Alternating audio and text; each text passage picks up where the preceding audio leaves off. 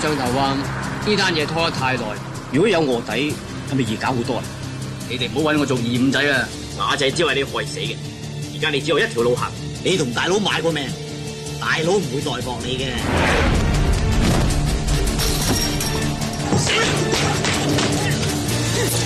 有二五仔，二五仔，搵人跟住阿秀仔。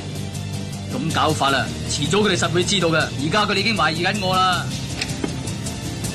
你點啊？